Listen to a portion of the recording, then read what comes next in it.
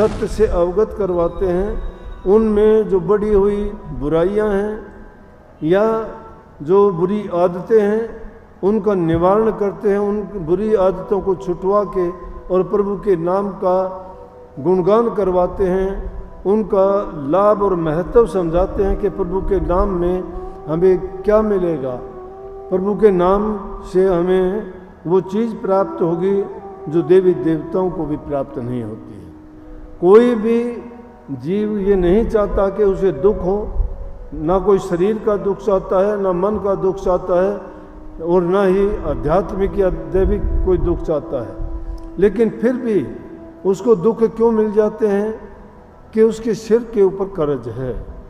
ये जो कर्म करते हैं हम, वो उसका कर्म का कर्जा उसके साथ है। ये कर्म बंदी संसार है। जो इंसान जैसा कर्म करके आता है उसको वैसा फल मिलेगा।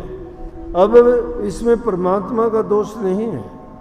हम कभी कभी ज़्यादा दुखी होते हैं, कई ऐसी घटनाओं को देखते हैं कि उनको देख के कह उठते हैं कि भाई ये परमात्मा ने अच्छा नहीं किया, लेकिन ये भी कहते हैं कि परमात्मा के आगे किसी का जोर नहीं चलता।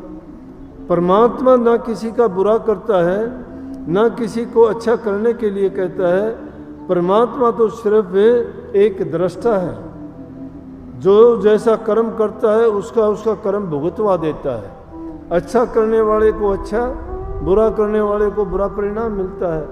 तो इसलिए उन बुराइयों से हमें निकलना चाहिए। इस संसार में जो हमें ये पदार्थ लुभावनी चीज़ें दिखाई देती हैं ना, ये इतनी अच्छी नहीं हैं। ये हमें ज़रूर आकर्षित करती हैं, लेकिन उनके पीछे भागने से जितना भागते जाते हैं, उनको प्राप्त कर भी लेते हैं तो भी उनसे हमें शांति नहीं मिलती है। जिस प्रकार से संबल का एक फूल होता है, पेड़ पे लगता है, देखने में बड़ा सुंदर दिखाई देता है। पक्षी उसको सोचते हैं कि इतना सुंदर फूल है तो इसके अंदर बड़ा रस होगा, आनंद होगा, क्यों नहीं इसको चखा जाए। और जब उसमें वो जानवर जाके चोंच मारता है, लेकिन चोंच मारने पे क्या होगा कि उसके अंदर कोई रस नहीं, रोई होती है और वो रोई भी गीली होती है, उसकी चोंच से चिमट जाती है, तो इसको बेचारे को चोंच साफ करने में बहुत देर लगती है और कई बार तो उसको बहुत परेशानी होती है। तो ये संसार इसी प्रकार से उस संबल के पेड़ की भांति है।